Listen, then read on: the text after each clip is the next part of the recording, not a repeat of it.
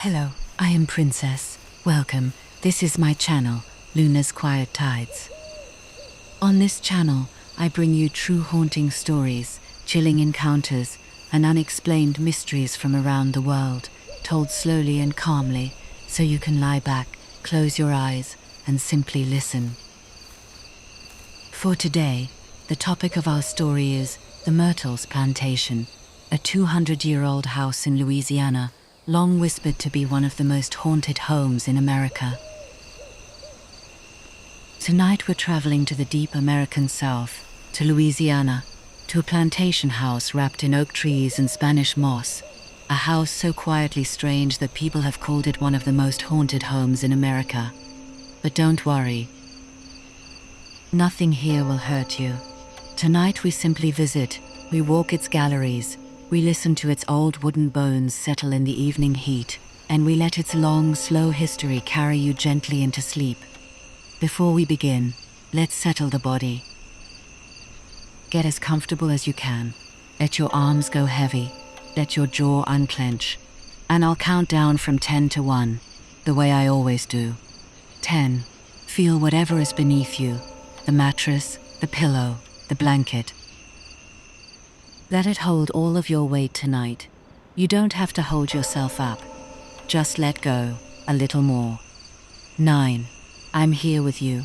My voice is only ever going to take you somewhere safe, somewhere warm, somewhere gentle. Trust it tonight. 8. Notice your body, your feet, your legs, your belly, your chest, your shoulders, your face. Wherever you're holding on, just soften, just a little. 7. The day is over now. Whatever happened today has already happened. Whatever tomorrow brings hasn't arrived yet. All you have is this moment, and this moment only asks you to rest. 6. You've earned this. Peace is not something you have to chase tonight. It's already here, waiting for you to notice it. 5. Maybe there's a small gratitude tonight for your bed, for shelter, for the quiet. 4. Let your imagination begin to drift.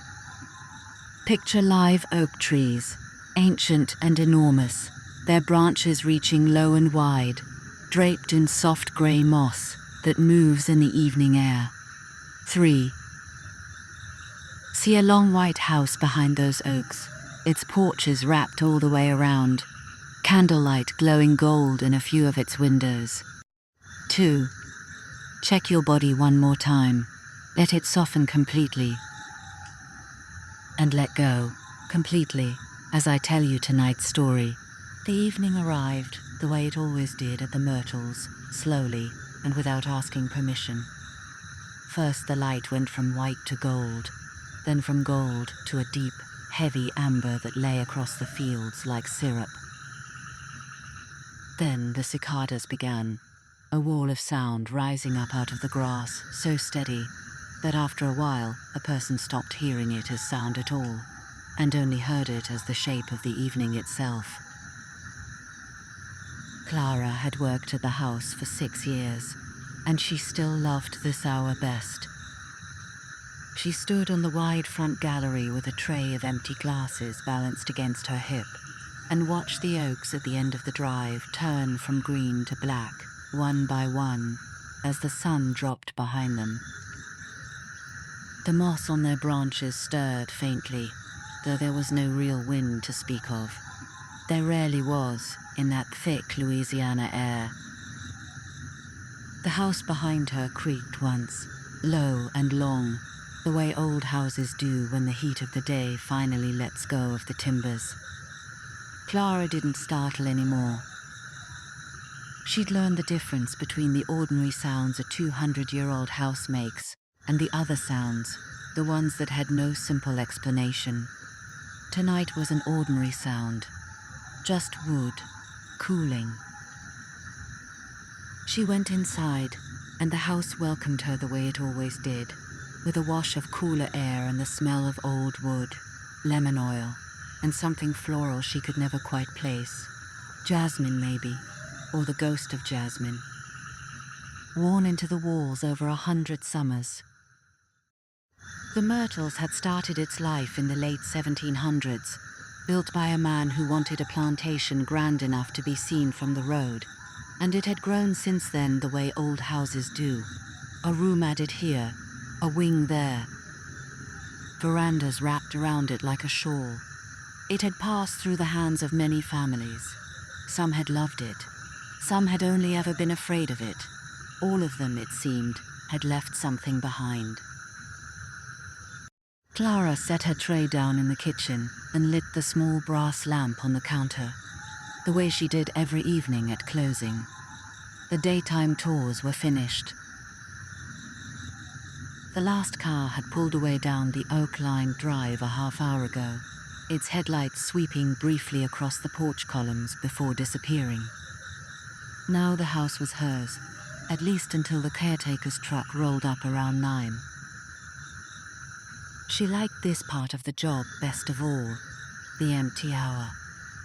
She walked the ground floor slowly, checking windows, straightening a chair here, a curtain there, moving at the unhurried pace the house itself seemed to prefer. In the front parlor, the old piano sat closed and silent beneath a portrait of a woman in a high-collared blue dress. A woman nobody currently working at the Myrtles had ever been properly introduced to by name. Though everyone had their own idea of who she might be, the floor here was original.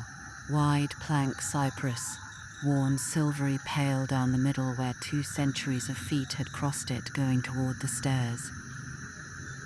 Clara's own footsteps made barely a sound on it now, soft as a whisper, and somewhere above her, faint enough that she almost didn't notice it, she heard what might have been another set of footsteps crossing the floor of the room directly overhead. She paused at the bottom of the stairs and listened. The house ticked and settled.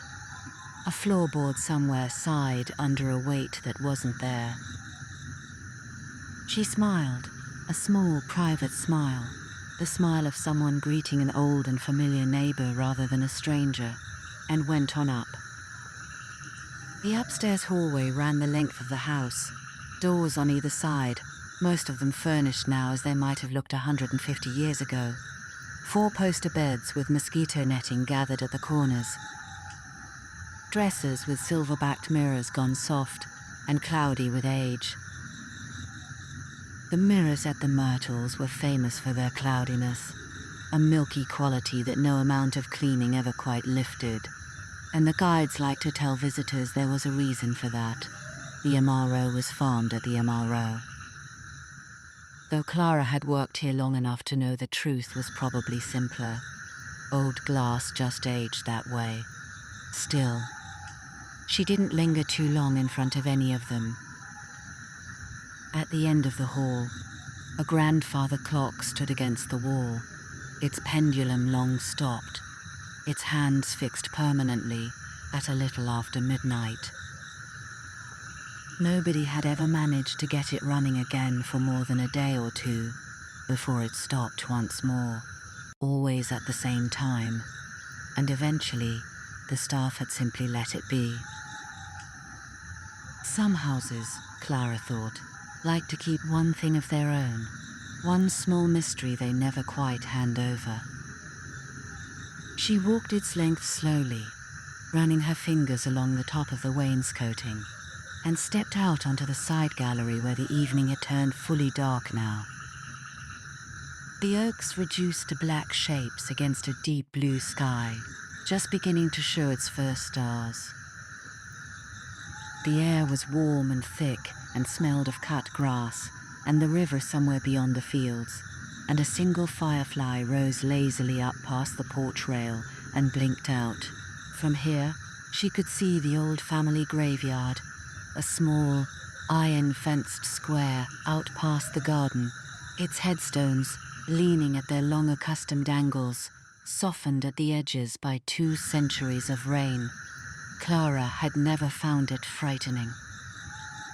If anything, she found it peaceful, the way a well-tended garden is peaceful, something cared for, something at rest. She went back inside, and this time, as she crossed toward the stairs, the small crystal chandelier in the front hall trembled, very faintly, a thin, high chime of glass touching glass. Though there was no draught that she could feel, and no one standing near it. She looked up at it a moment, the little prisms catching the last of the lamplight, and then she looked away, unbothered, the way you might glance at a cat that had simply shifted in its sleep. The Myrtles kept its own hours, she had come to understand, and its own manner of announcing itself. Nothing here had ever tried to frighten her. If anything, the house seemed content simply to be noticed, the way an old relative likes to clear their throat now and then, just to remind you they're still in the room. She climbed the last few stairs to check the topmost room, the one at the very back of the house, where the ceiling sloped low under the roofline, and a single round window looked out over the garden. It was always the last room she checked, and always her favorite, because from its window, on a clear night, you could see clean across the fields to where the river caught what little light the sky still held. She stood there a long while tonight, longer than usual, watching the dark settle fully over the oaks, over the graveyard, over the long silver ribbon of river far off in the distance. Somewhere below her, faint through the floor, she heard the piano in the front parlor sound a single low note, soft and round, and then nothing more. She didn't go down to check. Some nights, she had learned, the house simply wanted to hear itself, the way an old singer will hum a few bars alone in an empty room, just to remember the tune. She turned from the window at last, and made her way back down through the sleeping house, past the clock stopped forever at midnight, past the cloudy mirrors and the portrait of the woman in blue, and out onto the front gallery, where the night air had cooled at last and the cicadas had begun, gradually, to quiet. Headlights swept up the long drive, the caretaker's truck, right on time. Clara sat down in one of the porch rockers to wait, and above her, the old house exhaled once more into the dark, its boards ticking gently as they cooled, settling in, as it always did, for the long, slow hours of the night. Instructoration continues, slower now, deeper, more hushed. The caretaker's name was Joseph, and he had kept the grounds of the Myrtles for 11 years, long enough that, well, he no longer thought of the house as strange. No, only as familiar. In the particular way a very old friend is familiar, full of habits you've simply learned to expect. He waved to Clara from the truck, and she came down off the porch to meet him, and for a few minutes they stood together in the drive, the way they always did, talking quietly of nothing much, the shape of the day, a loose shutter that needed fixing on the east wing, while behind them, the house stood dark and enormous, against the last pale line of color still clinging to the horizon. Joseph would sleep tonight, in the small caretaker's cottage, set back among the oaks, close enough to hear if anything at the main house needed him, far enough, you see, to have his own quiet. Clara said her goodnights and walked to her car, and her headlights swept once across the front of the house as she turned down the drive, catching for just a moment the long row of upstairs windows, dark and even, all except one. The round window at the very back, the one she had stood at only 20 minutes before. For just a moment, as her lights passed over it, it seemed to hold a paler shape behind the glass, still and upright, there and then gone, as the beam swept on. Clara didn't look back. She had seen it before, now and then, over the years, and had long ago decided it was simply the house's way of saying good night. Inside, the myrtle settled fully into itself. The last lamp had been extinguished. The only light left burning was a small nightlight in the front hall, a low golden glow that did no more than soften the darkness rather than banish it, leaving the old portraits and the cloudy mirrors to keep their own company in the dim. The grandfather clock at the end of the upstairs hall stood as it always did, its hands fixed at a few minutes past midnight, patient, unmoving, as though it had simply decided long ago that this one particular moment of the night was worth holding on to forever, and had let all the other moments go. Somewhere in the walls, the house ticked gently as the last of the day's heat left the old timbers, a long, slow exhale that took hours to complete, the way it did every single night, and had done every single night for 200 years. It was, if you sat quietly long enough to notice it, almost like breathing. In the front parlor, moonlight came in thin and silver through the tall windows, and lay across the closed lid of the piano, and across the portrait of the woman in the high-collared blue dress, whose painted eyes seemed, in that particular light, to rest not on the room exactly, but somewhere just past it, toward the stairs, toward the hallway, toward wherever it was she had always been waiting to see someone come home. Nothing moved, and yet the house did not feel empty. It never quite did. Out past the garden, the old graveyard lay quiet under its iron fence, the headstones pale smudges in the dark, leaning gently toward one another, the way old friends lean in at a table to hear something spoken softly. The crickets had thinned out by now, their chorus down to a slow, occasional pulse, and somewhere off toward the river, a night bird called once, twice, and then didn't call again. Up in the topmost room, at the round window, the moon had risen high enough now to lay a long, pale rectangle of light across the wooden floor, stretching almost to the door. Dust, disturbed by no one, drifted slowly through that band of light, the way it always did in old houses at night, tiny and silver and unhurried, settling by degrees toward the floor. If you had stood in that room, in that light, you might have felt something you couldn't quite name.